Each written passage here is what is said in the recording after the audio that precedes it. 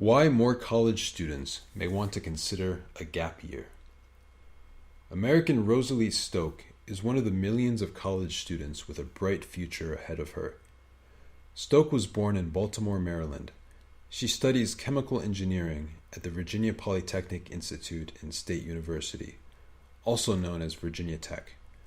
But the 22-year-old's path to college was very different from the majority of Americans like her. In the United States, it is common for young people to complete 4 years of high school at age 17 or 18. After they finish high school in the spring, those who decide to attend college usually do so 2 to 3 months later.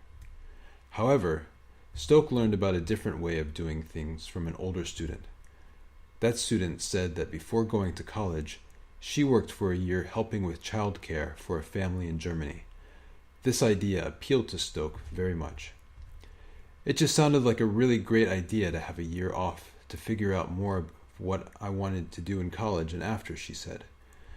So after finishing high school in 2013, Stoke decided she also wanted to take a gap year before starting college.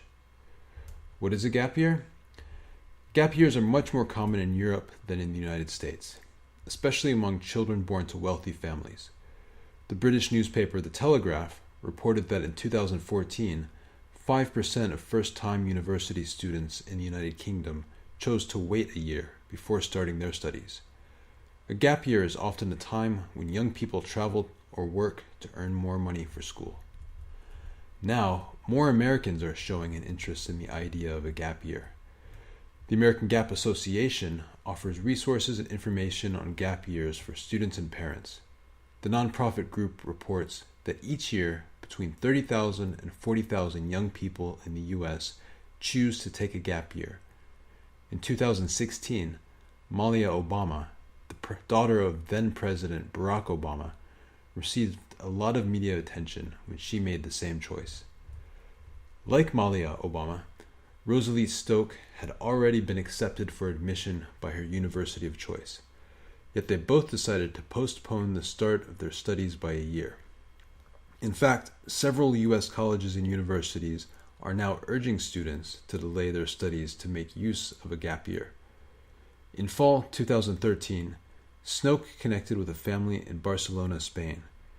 They agreed to let her live with them and paid her a small amount to help care for their children for 7 months.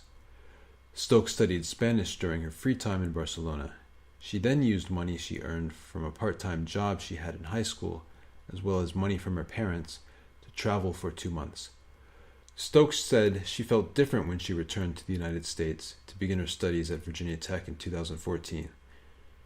She said she felt at ease and that she knew more about herself as a person. Also, when talking with friends who went straight to college from high school, she found many had a difficult time in their first year of college. Some told her they questioned the field of study they had chosen.